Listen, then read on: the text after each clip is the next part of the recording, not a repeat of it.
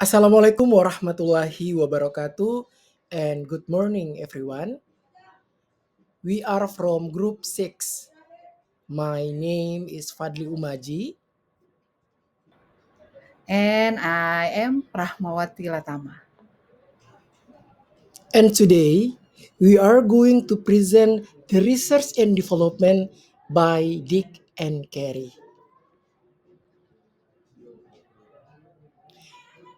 Metode penelitian dan pengembangan atau dalam bahasa Inggrisnya research and development adalah metode penelitian yang digunakan untuk menghasilkan produk tertentu dan menguji keefektifan produk tersebut.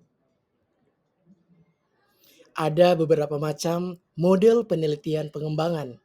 Yang pertama, Burke and Gale, ada model Sugiono, 4D, dan masih banyak lagi. Dan pada kesempatan kali ini, kami akan menyajikan model penelitian dan pengembangan dari Dick and Carey. Model pengembangan Dick and Carey lebih berfokus pada analisis desain pembelajaran yang terdiri dari 10 langkah, sehingga model ini paling banyak digunakan oleh para desainer pembelajaran. Adapun langkah-langkah model Dick and Carey yaitu sebagai berikut. Yang pertama adalah menganalisis kebutuhan untuk mengidentifikasi tujuan. Yang kedua adalah menganalisis pembelajaran.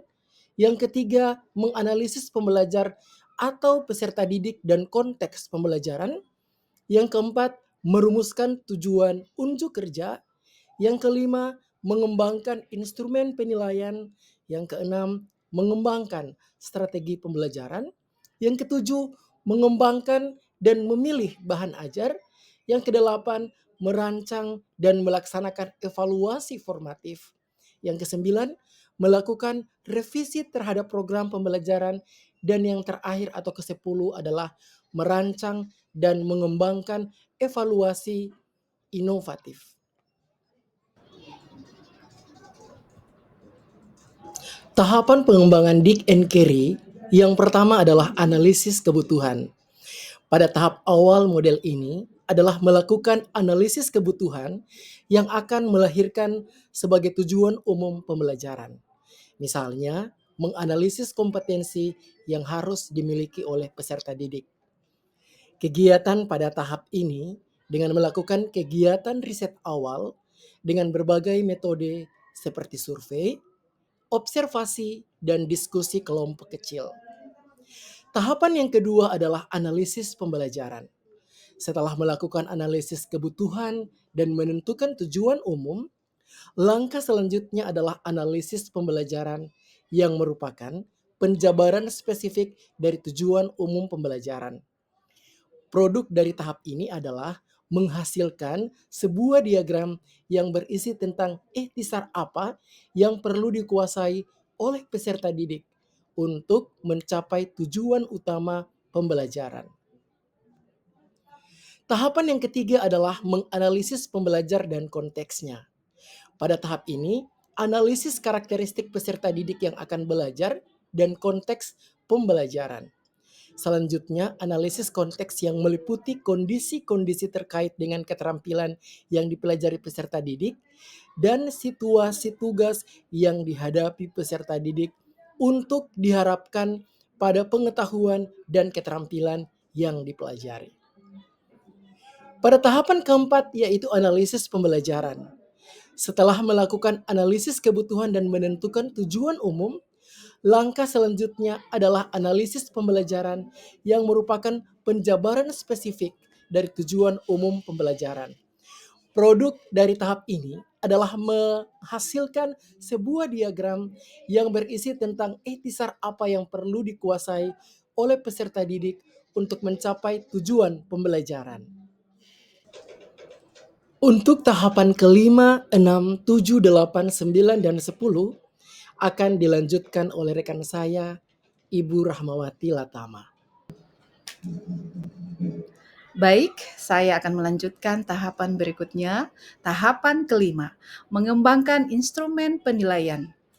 Ketercapaian tujuan ataupun kualitas pembelajaran dapat dievaluasi melalui proses asesmen. Kegiatan asesmen tidak terlepas dari instrumen yang digunakan sebagai alat ukur keberhasilan. Alat penilaian ini menjadi salah satu feedback dalam pembelajaran untuk mengetahui ketercapaian tujuan dan kompetensi pembelajaran. Berikut tahapan keenam, mengembangkan strategi pembelajaran.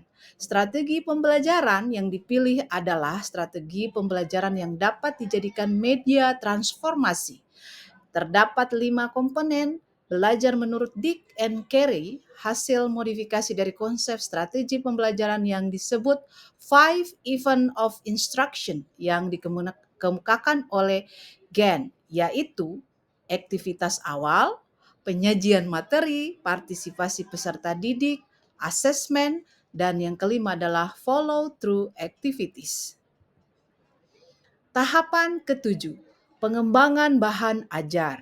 Dalam langkah ini, pengembangan bahan ajar disesuaikan dengan tujuan pembelajaran atau kompetensi yang telah dirumuskan, serta disesuaikan dengan strategi pembelajaran yang digunakan. Perumusan bahan ajar juga perlu disertai dengan manual bagi instruktur untuk menunjukkan bagaimana material ini dipresentasikan atau diimplementasikan dalam pembelajaran. Tahapan ke-8, merancang evaluasi formatif. Setelah merancang bahan ajar, maka dilakukan evaluasi formatif yang berfungsi sebagai alat untuk mengumpulkan data terkait kekuatan dan kelemahan program pembelajaran. Sehingga ada 3 pokok kegiatan pada tahap ini, yaitu pengumpulan data, analisis data hasil evaluasi, dan revisi. Tahapan pengembangan yang kesembilan, melakukan revisi terhadap program pembelajaran. Pada tahap ini, kegiatan yang dilakukan adalah merevisi berdasarkan dari hasil evaluasi formatif dengan melakukan identifikasi kekurangan dalam materi pengajaran dan sebagai bahan untuk penyajian pembelajaran. 3. Ya, tahapan yang terakhir adalah tahapan yang ke-10, melakukan evaluasi sumatif. Setelah program tersebut dilakukan evaluasi formatif dan dilakukan revisi-revisi terhadap produk, maka selanjutnya dilakukan evaluasi sumatif. Berbeda dengan evaluasi formatif yang berfungsi untuk perbaikan bahan ajar, pada evaluasi sumatif memiliki fungsi untuk mengetahui tingkat keefektifan program yang diujikan pada halayak lebih luas dan melibatkan pihak eksternal. Okay, that's all presentation about research and development model by Dick and Carey. Thank you very much for your attention and see you next time. Bye. Wassalamualaikum warahmatullahi wabarakatuh.